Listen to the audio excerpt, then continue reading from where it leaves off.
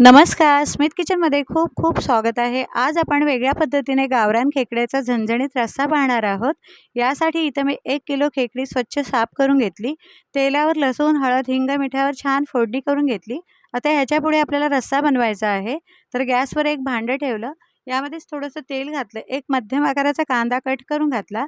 तर इथं मसाला बनवायचा आहे। कांदा छान हलकासा असा परतून घ्यायचा आहे, खरपूस असा भाजून घ्यायचा।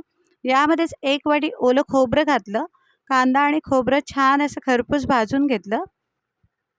आता इथं गॅस बंद करायचा आहे। यामध्येच थोडीशी मिरची, आलं आणि लसूण घालायचं आहे। यामध्येच हे परतून घ्यायचं। तर इथे धणे, खसखस आणि तीळ घातले, ते सुद्धा छान असे परतून घ्यायचे। ह्याचं एक वाटण बनवायचं आहे, यासाठी गार करायला ठेवायचं। तर मिक्सरमध्ये मी थोडीशी कोथिंबीर घेतली, हा मसाला घेतला आणि यामध्येच थोडंसं पाणी घातलं। ह्याचं मस्त असं बारीकसर असं वाटण करून घ्यायचं आहे, फिरून घ्यायचं आहे। तर इथं वाटण तयार झालं। आता आपल्याला फोडणी द्यायची आहे। तर गॅसवर मी एक पुन्हा कढई ठेवली, यामध्ये 3 पळ्या तेल घातलं, खडे मसाले घातले, थोडंसं टेचलेला लसूण घातला। छान अशी खमंग फोडणी करून घ्यायची। यामध्येच थोडंसं हिंग घालायचं। इथे 2 बारीक कांदे घेतले आहेत, मध्यम आकाराचे कांदे घेतले, ते छान असे बारीक कट करून घातले।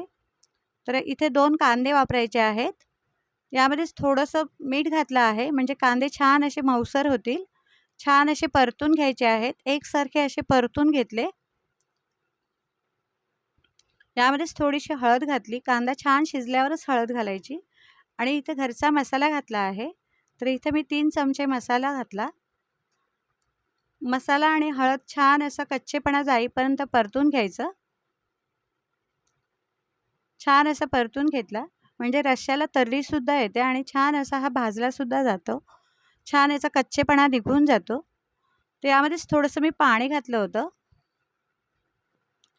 आता ही फोडणी दिलेली खेकडी घालायची आहेत, ती सुद्धा छान परतून घ्यायची आहे, छान अशी एकजीव करून घ्यायची।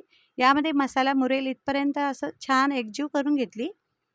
आता यामध्ये थोडंसं पाणी घातलं होतं। आता यावर एक झाकण घालायचं, यामध्ये पाणी ठेवायचं आणि ही खेकडी छान अशी शिजून घ्यायची आहेत। तर ह्यावरचंच पाणी घालायचं आहे थोडं थोडं करून आणि ही खेकडी छान अशी शिजून घेतली। 15-20 मिनिटं ही खेकडी छान अशी मी शिजून घेतली। पुन्हा यामध्ये मी पाणी घातलं। तर असं हे थोडं थोडं करून पाणी घालायचं, गरमच पाणी घालायचं, म्हणजे छान असं खेकड्यांच्या रस्स्याला तर्रीसुद्धा येते आणि खेकडीसुद्धा छान एकसारखी शिजून होतात।